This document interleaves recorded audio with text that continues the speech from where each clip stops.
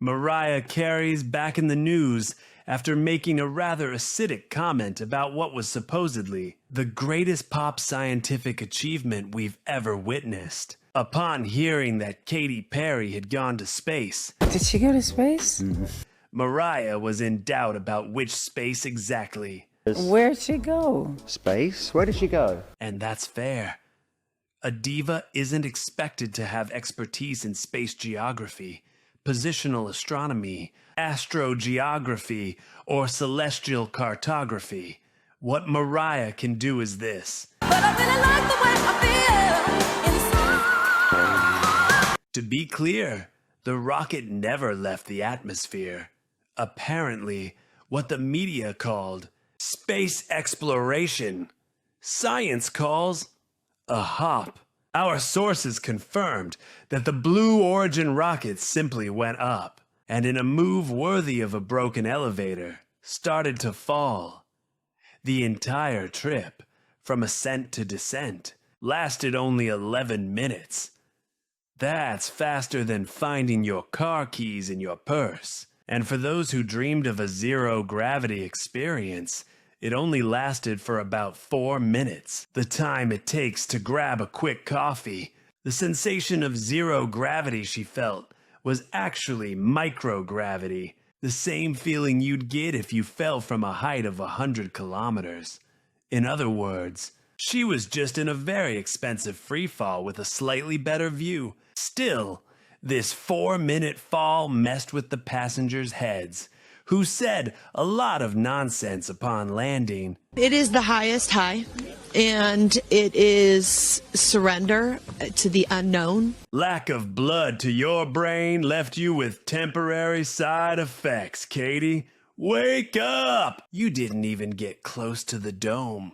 Katy Perry flew on a rocket that cost between $200,000 and $300,000 per seat for an 11-minute trip. Meanwhile, Stephen Hawking, the greatest expert on gravity, with his peculiar genius, took his flight in a modified Boeing 727 with a public cost of only $8,900. And for him, the flight was free. The difference is clear. One used science to float. The other floated for a marketing stunt. In the end, the Queen Mariah Carey was right. Would you do it? I think I've done enough. Yeah, okay, fair. I think I've done enough. She knows that the price of a 4-minute experience can be far too high. The audio transmission from the Blue Origin rocket was lost several times during the trip. In the year 2025, with all the advances in the internet, the signal went in and out like a battery-powered radio on a rainy day. Because of this, we missed the moment when Katy Perry sang "What a Wonderful World." Our astronauts had taken those last views before they got buckled back into their seat. All right, so we did see that this live stream has briefly gone to black, and while we wait for it to get back up and running, we did want to share this look with you. These are the 6 astronauts on board. Congratulations, humans. In 2025, we're failing miserably. This is a monumental failure. 50 years ago, during the Apollo 11 mission, astronaut Neil Armstrong's audio from the moon reached Earth perfectly. With the technology of a scientific calculator, NASA did the impossible. The list of mysterious things about the Apollo missions is long. Let's remember, it's impossible to cross the Van Allen radiation belts without dying.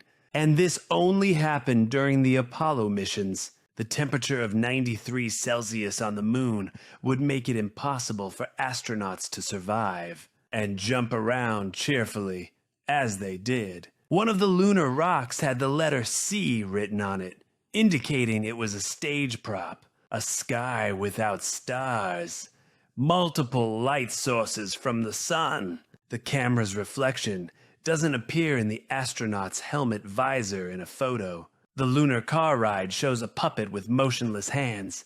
The footage was damaged when the helmet is shown from the front to hide the special effects studio. The risk of micrometeorites on the moon would be high enough to kill astronauts instantly if they didn't go directly into a cave. The reflection on the helmet shows a person without astronaut gear, indicating everything is a studio. And the most incredible, President Richard Nixon called the astronauts on the moon live from the Oval Office using a landline, and the transmission was broadcast live to millions of viewers. Hello, Neil and Buzz. I'm talking to you by telephone from the Oval Room at the White House. And this certainly has to be the most historic telephone call ever made from the White House. The connection was 100% stable and without delay. Today, we can't even get a stable connection for a flight of a few minutes. Apparently, the technology of the future has a serious connection problem with the past. And for those who, like me, still dream of true space exploration, know that the path to becoming a real astronaut isn't easy. It requires a combination of advanced education, professional experience, and extraordinary physical and mental skills. Or, like Katy Perry, having a lot of money. This channel was created 7 days ago. Since then, I've gotten 52 views, 8 subscribers, and 1 comment on YouTube. I also got 2 comments on Facebook, thanks to FIFA Cup 2010, Lord Soares, and Candido de Oliveira Leal. Next week, I'll mention the people who leave the first 10 comments. See you then!